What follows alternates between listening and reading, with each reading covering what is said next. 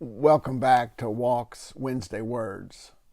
This is the second of three looks at the book Presbyterians, A Spiritual Journey by Drik Wierenga. He traveled across the nation in 1998 and 99, visiting with over 200 Presbyterians, and over 80 of them made it into the book, which is in our church library. If you listened last week, you know I did not know how to pronounce Mr. Wierenga's name. I found him on Facebook and messaged him, and he replied with a phonetic pronunciation. He visited with interesting people, and his own spiritual life was changed on that spiritual journey. Mr. Wierenga is now a documentary filmmaker. I found him, and he's producing a documentary about rural America as he travels across U.S. Highway 2 at the very top of our nation. I sense a pattern in his life.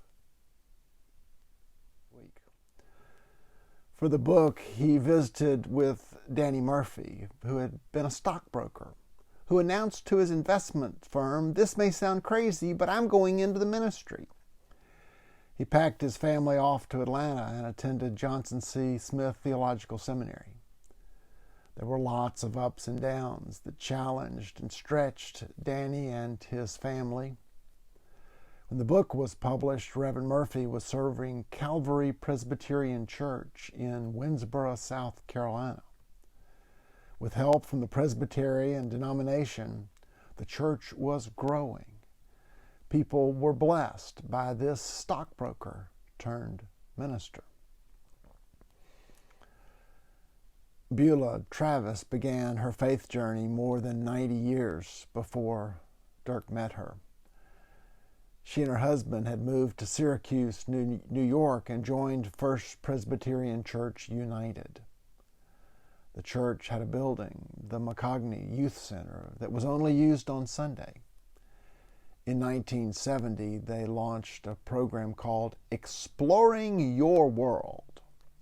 It went from being a summer program for neighborhood youth to a preschool, then an after-school program. There was tutoring and a meal and field trips to the library. The program began when Beulah was 60 years old. She served as executive director into her 90s. Then there's the story of Martha Sangoli. Her father was a member of the Kiowa tribe from Oklahoma, and her mother was of Protestant Irish stock. Martha attended a Native American church as a small child, then an Anglo church when she was a teenager. She became an elementary school teacher, but felt God was calling her into ministry. Attending Austin Theological Seminary in Texas, she did field work at a reservation church in East Texas. She said that she always thought that Christianity and Native American spirituality traveled on parallel tracks. She didn't buy the teaching that Native Americans had to choose between the two. She believed there was a broad road for both paths, Christian and Native American spirituality, side by side. So, she served as a minister, bringing cultures together. She served Indian Village Presbyterian Church on the Alabama Coshata Reservation in Oklahoma. She and the teenagers of her church dance the Native American dances together. There are 87 wonderful stories of Presbyterians in this book. They highlight the author's spiritual journey among many Presbyterians that he met. As a young man, Ken Crow asked God to place him in a situation that was outside his comfort zone. He found it in South Korea. Ken grew up on a family farm in South Carolina and attended Furman University, where he was in the ROTC program. He trained as a tank platoon commander and was sent to South Korea, where he was out of his comfort zone, not speaking the language or knowing the customs. But he found fellowship there and Christians, especially Presbyterians, halfway around the world. For 20 years, Jim Bankhead prepared his sermons anonymously in the Burger King in Opelika, Alabama.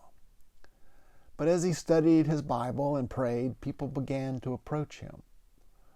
Drawn by his easygoing manner and winning smile, people trusted Jim and began asking for prayer. He prayed with them and led Bible study in that very public place, Burger King.